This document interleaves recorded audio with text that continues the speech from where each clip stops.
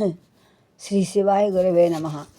మనం సప్తమ అనువాకం చెప్పుకుందాం అని ఆపేసాము. అష్టమ షష్ఠి అనువాకాలు కొంచెం చెప్పుకుంటూ ఆపేసాము. అది పూజ చేసి వెళ్దాం. బహురూపములు గలవాడైన ప్రజలను పుట్టిస్తాను అన్నాడు బ్రహ్మ. అలా అనగానే అతడు ధ్యానం చేశాడు.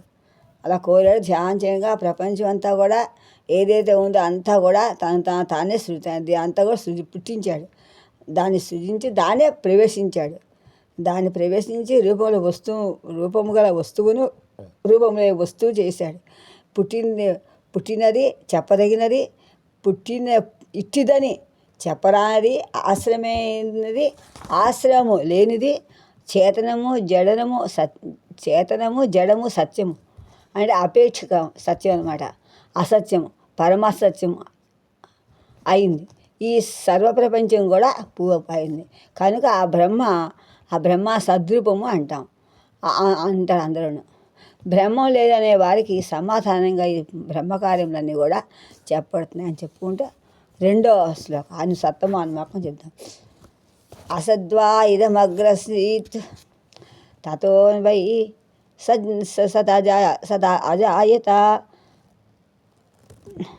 తదాత్మానం స్వయం అకురుత తస్మాత్ తత్సుకృతముచ్యత ఇతి యద్వైతమత్సుకృతం ససో వై స రసమేకం హి ఏవాయం లబ్ధ్వా ఆనందీ భవతి కో హి ఏవా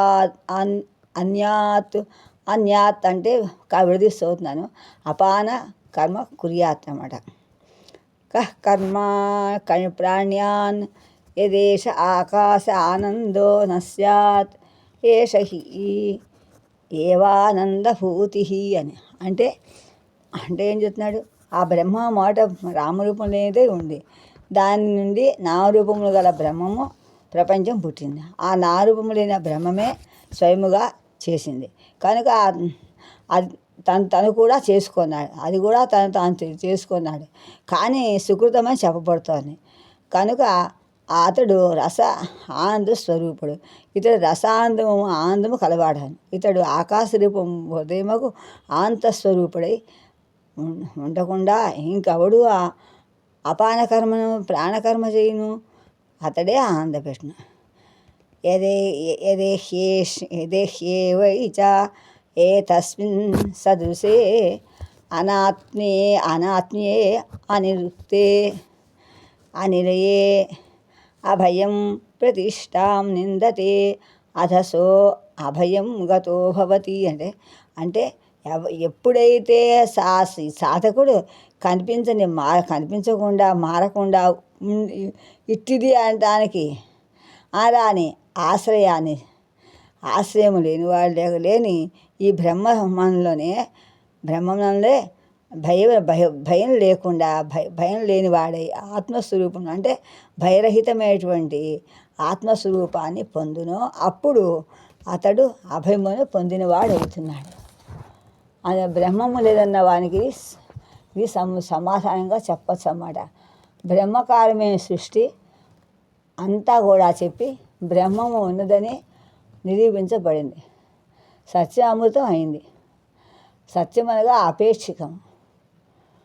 ఈ వ్యవహారమునకు సత్యస్వరూపమును చెప్పబడింది. ఇదంతా కూడా అని చెప్పుకుంటూ ఇప్పుడు ఇంకా చెప్తున్నాడు. యదా హి ఏవైష ఏతస్మిన్